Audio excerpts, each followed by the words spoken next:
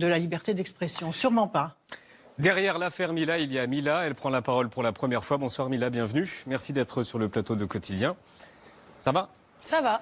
Vous avez accepté de parler, ce sera votre seule intervention dans les médias. Depuis 15 jours, on parle de Mila partout, on vient de le voir. Mais on ne vous connaît pas. Qui êtes-vous ? Vous venez d'où ? Alors, je suis de Lyon, enfin de l'Isère. J'ai 16 ans. Je suis passionnée principalement par la musique. Et j'ai pas grand-chose à dire sur moi. Je suis une adolescente. Vous êtes en quelle classe ? Je suis en seconde. Très bien. Vous avez souhaité parler à visage découvert avec l'accord de vos parents alors que vous êtes harcelé et menacé de viol et de mort. Pourquoi ? Alors, je me suis dit que il fallait vraiment que je m'exprime, que je prenne la parole par rapport à tout ça, quitte à le faire même une fois. Justement, c'est mon choix. Et fallait que je démontre aussi une image différente de la fille que tout le monde a vue sur cette vidéo qui est devenue virale. Et à visage découvert parce que j'ai toujours été un personnage un peu public sur les réseaux sociaux et donc il y a déjà beaucoup de gens qui connaissent mon visage et la vidéo a beaucoup circulé, enfin pas besoin de le préciser. Elle a été diffusée à la télévision floutée, mais sur les réseaux sociaux, elle était non floutée. C'est ça. C'est ça. Et je me suis dit que ça me ferait pas plus de mal d'être à la télé et en plus, j'ai pas à me cacher parce que je le sais, j'ai rien fait de mal. Alors l'idée, c'est d'essayer de comprendre ce qui s'est passé et pourquoi les choses ont pris une telle décision. J'espère faire redescendre la tension. Le samedi 18 janvier, vous faites une vidéo, vous échangez avec des followers. Vous parlez de quoi ? Je faisais un live où je me maquillais et Ça veut dire un live, ça veut dire que vous êtes en direct sur Instagram. C'est ça, j'étais en direct sur Instagram. Ouais. Je me maquillais et j'avais une nouvelle couleur de cheveux. Et j'étais contente de la montrer devant mes abonnés dans cette vidéo en direct. Il y a combien de personnes qui regardent ? Dans mes lives, il y a entre 10 et 30 personnes. D'accord, il y a 30 personnes qui vous regardent. C'est ça, maximum 30 personnes. Et comment les choses ont dégénéré et surtout comment vous retrouvez à parler de religion ? Alors, de base, il y avait un garçon qui me draguait un petit peu lourdement dans le live. C'est-à-dire... C'est-à-dire qu'il vous envoie des messages ? Oui, dans les mots-clés, dans les mots que j'ai retenus, c'est-à-dire t'es belle, t'es bonne, t'as quel âge. Donc j'ai pas hésité à remettre à sa place cette personne parce que c'est pas la première fois que ça m'arrive et ça m'énervait. Puis j'ai continué à parler, à échanger avec mes abonnés. Et il y avait une abonnée qui me questionnait sur mon orientation sexuelle. Donc je lui ai dit que j'étais lesbienne. Et elle me demandait ce que je pensais de je sais plus où j'en Allez-y, Oui. Ne vous inquiétez pas, il y a le temps. Elle vous demandait quoi ? Elle me demandait quel était mon style de fille principalement et elle m'a dit que pour elle personnellement, elle préférait les filles, elle aimait pas particulièrement les rebeux et les noirs. Donc je lui ai dit que c'était pareil pour moi, que c'était pas particulièrement mon style. Et ce garçon qui me draguait au début a commencé à m'insulter de sale pute, sale lesbienne, sale raciste et j'en passe. Et il m'a beaucoup insulté au nom d'Allah. Et c'est à ce moment-là que aussi Là, on est encore sur le live. Oui, on est encore sur le live et le sujet a basculé sur la religion. Puis cette personne a continué à m'insulter, mais moi, ça me faisait rire au début. Ensuite, j'ai arrêté le live. Voilà. Donc, ensuite, vous faites une story. Et c'est cette story qui met le feu aux poudres, une vidéo où vous employez des mots grossiers et insultants. Pourquoi ces mots ? Je tiens à préciser qu'avant cette story, une fois que j'ai arrêté le live, j'ai reçu déjà beaucoup de messages insultants et très menaçants. C'est-à-dire que j'avais reçu des messages de 4-5 personnes, mais c'était des personnes vraiment qui forçaient, qui me harcelaient terriblement. Une trentaine, voire presque 100 messages par personne. Et ça m'a révoltée de voir ça. Et c'est à ce moment-là que j'ai décidé de faire cette story. Et vous employez des mots durs, insultants, envers une religion. C'est ça. Est-ce que ces mots, vous les regrettez ? Il y a deux choses que je regrette dans cette histoire. C'est de l'avoir dit d'abord sur les réseaux sociaux parce que je n'avais pas mesuré l'ampleur que ça pourrait prendre. Et c'est de l'avoir dit d'une manière aussi vulgaire parce que j'aurais pu argumenter, j'aurais pu... Vous regrettez la vulgarité ? Je regrette la vulgarité, c'est ça. Est-ce que vous auriez pu dire ces mots sur une autre religion ? Bien sûr. J'aurais pu dire ça sur une autre religion, mais... Depuis toujours, vous êtes athée ? J'ai toujours été athée. La loi, elle dit une chose très simple, on a le droit d'insulter une religion, mais pas des citoyens, en raison de leur appartenance religieuse. Et vous dites bien dans la vidéo, on ne peut pas être raciste envers une religion. C'est une question à laquelle vous aviez déjà réfléchi? Oui, bien sûr. Pour être aussi au point comme ça? Bien sûr, j'ai toujours su faire la différence entre une religion et des personnes. Et les gens qui ne sont pas capables de faire cette différence, ils sont débiles. La vidéo a déclenché un torrent d'insultes, de violences, d'appels au lynchage, de menaces de viol et de menaces de mort. Quand la haine s'est déversée sur vous, comment vous avez réagi? Ça a commencé quand? Donc là, on est le samedi 18. Ça a commencé à partir du moment, surtout, où j'ai posté cette vidéo. Ça avait déjà commencé avant, mais à partir du moment où j'ai posté la vidéo, c'est très vite parti. Elle a été republiée par des gros comptes sur les réseaux sociaux. Et je l'ai très mal vécu, bien évidemment. Mais... Là, il y avait plus de 30 abonnés, là. Ah oui, non mais, des abonnés, personnes? j'en avais des milliers, mais des vues sur mon live, j'en avais pas énormément. Et sur la story? Sur la story, j'ai fait...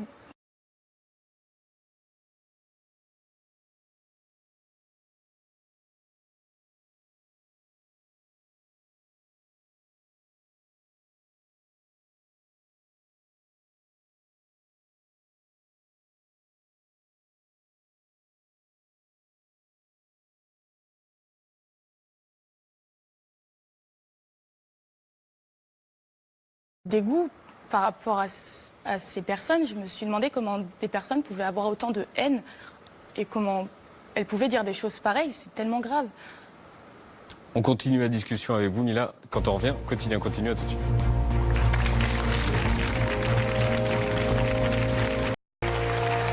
Merci de regarder Quotidien. Derrière l'affaire Mila et la folie des réseaux sociaux, il y a Mila, 16 ans, et elle est dans Quotidien. Vous avez fait l'objet d'une enquête pour provocation à la haine raciale. Elle a été classée sans suite, mais il y a eu une autre enquête ouverte sur les gens qui vous ont harcelé. Est-ce que la police prend les choses au sérieux? La police prend ça très au sérieux. Les enquêtes sont en cours et voilà. Depuis le 18 janvier, votre vie, elle ressemble à quoi? Ma vie, elle est clairement en pause. C'est-à-dire que ce soit sur ma vie sociale, sur les réseaux sociaux, sur ma scolarité. Vous êtes déscolarisé, c'est ça? Oui. Et qui a décidé d'être déscolarisé? La police? Moi-même, mes parents, mon établissement, on a tous fait cette décision ensemble. La raison? Je suis en sécurité. J'étais pas en sécurité dans mon établissement. C'est-à-dire que si j'y retournais, vu les menaces que j'ai reçues des personnes de mon lycée, j'aurais pu être brûlée à l'acide, j'aurais pu me faire frapper. J'étais menacée d'être déshabillée en public, d'être même enterrée vivante. Enfin, c'est parti vraiment loin. Donc je n'étais pas en sécurité, j'étais obligée d'abandonner mon lycée. Et donc vous êtes restée chez vous depuis le 18 janvier dernier? C'est ça. Après, pas forcément... Je peux pas en dire plus là-dessus. Depuis plus de 2 semaines, il y a de l'affaire Mila matin, midi et soir, on l'a vu tout à l'heure. Comment vous avez vécu ça?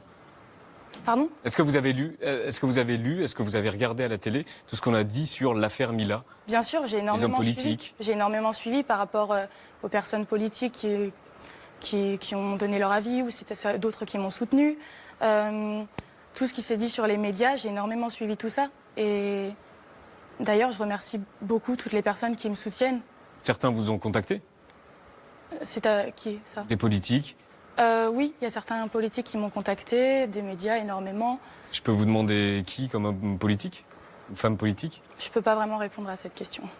Vous avez écrit une chanson. Est-ce qu'on peut en écouter un extrait? Bien sûr. Je suis effrayée par vos millions d'yeux qui m'observent jour et nuit à travers les médias. Ce n'est pas ce que je voulais, non, pas dans ce contexte-là. Je rêvais de briller sur scène, je ne voulais pas cette guerre. Cette histoire m'a rappelé qu'un rêve reste un rêve et que même en me dissuadant, rien ne peut m'en défaire. Dites-leur qu'ils peuvent tenter de gagner, ils ne pourront pas me prendre ce que j'ai dans la tête. La passion de toute une vie terminée en poussière restera pourtant ancrée en moi. Pour quelques mots absurdes, ils ont détruit ma vie et mes rêves. Alors de cette voix brisée, je chante une dernière fois. Pour un blasphème, je ne vivrai plus jamais comme avant. À vrai dire, je ne sais même pas si je vais vivre encore longtemps. Les insultes et menaces par milliers ne m'atteignent pas vraiment. Me font juste à quel moment vous l'avez écrite, la chanson? Différente. Je l'ai écrite le 24 janvier. Oui, c'est ça. Et Je l'ai écrit vraiment sur un coup de tête, assez rapidement. Je l'ai enregistré rapidement aussi. Et je voulais vraiment exprimer ce que je ressentais à travers la musique. Parce que on m'a beaucoup dit qu'il fallait que j'arrête de chanter, que j'arrête la musique. Et je me suis dit, non, la meilleure manière de m'exprimer, ça serait dans ma passion. Et ça m'a fait vraiment beaucoup de bien. C'est ce que vous avez fait. Il y a eu le hashtag Je suis Mila, on l'a vu tout à l'heure, et aussi le hashtag Je ne suis pas Mila. Vous répondez quoi à ceux qui ne sont pas Mila et qui sont pas violents non plus et qui se sont juste sentis blessés par vos propos? Alors, je n'ai absolument rien contre les personnes qui ne sont pas Mila sans être violents, car ils en ont tout à fait le droit. Et justement, ces personnes prouvent qu'on n'est pas obligé de répondre à ce que j'ai dit, qu'on n'est pas obligé. Ces personnes peuvent être contre moi sans menacer, sans être dans la violence et dans la haine. Elles peuvent tout à fait réagir à leur manière en argumentant. Elles ont le droit de dire, ces personnes, que ça les a blessées. Mais voilà, elles prouvent que... Donc vous entendez ce qu'elles disent? Oui, elles prouvent qu'ils ne sont pas obligés de me découper en morceaux, de vouloir me brûler, me tuer. Voilà, il y a des personnes qui peuvent réagir très bien. Et ça montre un exemple, même si ces personnes ont le droit d'être contre moi, je le répète. Vous dites pas que vous êtes trop jeune pour vivre tout ça? Bah si, Est-ce que vous regrettez, quoi? Ben, j'ai du mal à croire que je suis dans cette situation et j'aurais jamais pensé que les choses pourraient prendre une ampleur pareille, surtout à mon âge, c'est quand même quelque chose de difficile. Et surtout par une vidéo qui a été faite depuis votre chambre samedi après-midi. C'est ça. J'aurais jamais pensé que ça puisse prendre une ampleur pareille et... Vous allez continuer à être sur les réseaux sociaux? Non, j'ai clairement arrêté les réseaux sociaux, donc il y a eu beaucoup de faux comptes de moi, des gens qui ont usurpé mon identité. Il y a eu des fausses cagnottes de moi également. Des cagnottes? Des cagnottes, c'est ça. Donc non, elles sont fausses. Si vous tombez sur des cagnottes, elles sont fausses, c'est ça? C'est ça. Et oui, il y a eu une cagnotte dont ça m'a fait vraiment polémique par rapport à... C'était quoi le nom? Pour réaliser mon rêve, mettez-moi de l'argent. Enfin, c'est vraiment une personne qui a cherché à me nuire et à se faire de l'argent sur mon dos. Et je trouve ça... Oui, c'est un fake. Et... Comment vous envisagez la suite? Là, ce soir ou demain, je ne sais pas, vous rentrez dans l'Isère. Est-ce que vous allez retourner à l'école? Alors là, j'en sais vraiment rien. Jean-Michel Blanquer, le ministre, dit qu'il veut vous aider. Oui, bien sûr.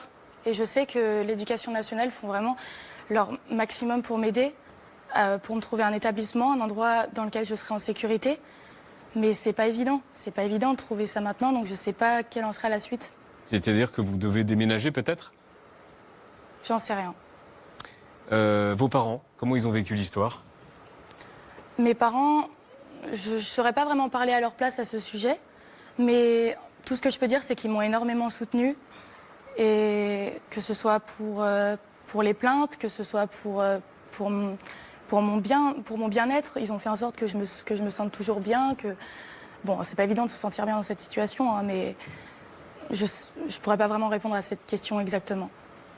Toute cette histoire a bouleversé votre vie, elle vous a changé, j'imagine. De quelle manière? Cette histoire a fait que je me suis beaucoup plus intéressée au monde qui m'entourait parce que... Au vrai monde? Oui, au vrai monde. J'ai toujours été dans mes réseaux sociaux, mes préoccupations d'adolescente. J'ai toujours vécu un petit peu dans une bulle.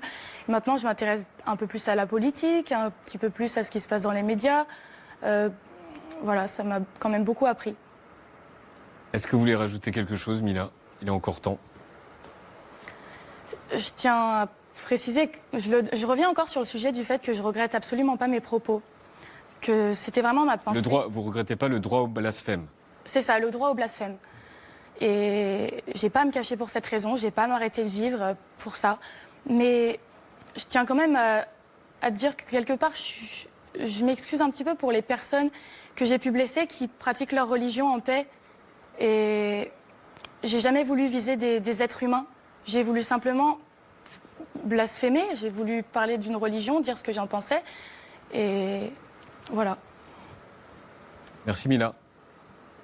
Merci à vous. Willy Papa.